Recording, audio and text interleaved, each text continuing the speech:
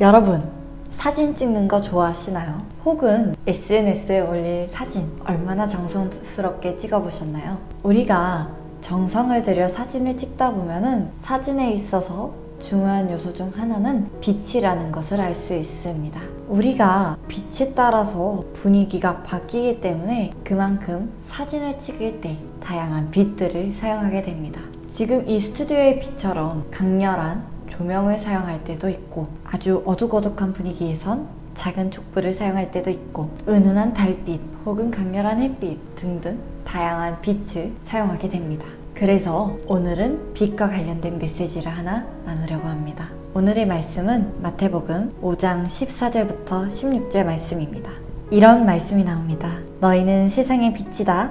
산 위에 있는 도시는 숨겨질 수 없다. 등불을 뒷박 안에 두지 않고 등잔대 위에 놓는다. 그래야 등불이 그 집에 있는 모든 사람에게 빛을 비추게 될 것이다. 이와 같이 너희 빛을 사람들에게 비춰라. 그래서 사람들이 너의 선한 행동을 보고 하늘에 계신 너희 아버지께 영광을 돌리게 하여라. 우리가 신앙생활을 하며 가장 잘 알고 있고 많이 보고 있는 말씀 중 하나입니다. 이 말씀에서는 예수님께서 우리에게 너희는 세상의 빛이라고 말씀해 주시고 계십니다. 그런데 예수님이 분명 나에게 빛이라고 말씀해 주셨는데, 나는 정말 작디 작은 촛불과 같은 흔들리는 불빛 같고, 저 사람은 재능도 많고 많은 일에 쓰임받는 걸 보면 정말 강렬한 조명 같다. 빛이어도 나는 작은 빛이고 저 사람은 큰 빛인가 보다. 이렇게 나에게 맡겨진 빛에 대해서 정말 나는 작디 작은 빛이지 않을까?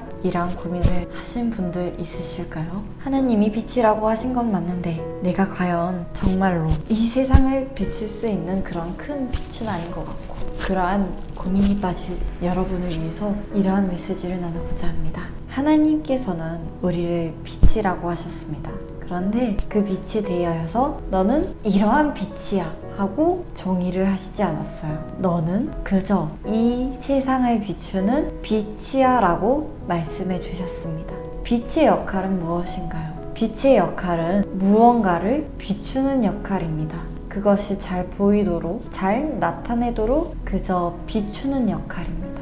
큰 빛과 작은 빛 상관없이 그저 비추면 되는 것입니다. 나는 작은 촛불 같고 저 사람은 큰 조명 같고, 그렇기 때문에 나는 부족한 것이 아니라 그저 하나님께서 나는 이 일에 사용하실 촛불 같은 은은한 빛으로 만드신 것이고, 저 사람은 더 넓은 범위를 반짝 비추기 위해서 만들어진 조명 같은 빛일 뿐인 것입니다.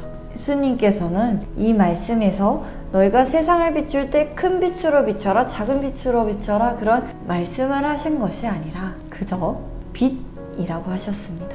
우리는 그저 빛으로서 하나님이 만드신 아름다우신 이 만물들을 비추고, 하나님이 역사하시는 그 하나님의 크신 일들을 비추면서 그저 세상의 빛으로 살아가면 됩니다. 내가 작다 해서 쓸모없는 것이 아니라, 내가 너무 크기 때문에 쓸모없는 것이 아니라 그저 빛이기에 그저 그 자체로만으로도 하나님은 충분히 여러분에게, 나에게 참 잘하였도다 말씀하실 것입니다.